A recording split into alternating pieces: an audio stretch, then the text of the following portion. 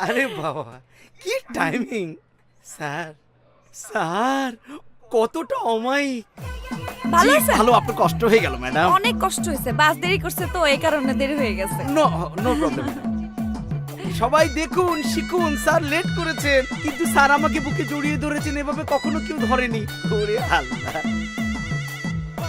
ম্যাডামের নামটা আমি শিন আক্তার, সুমন, বদ্রু। জামাই বউ শিশু শিশু দানি মুছে উঠে গেছে বুলে বুলে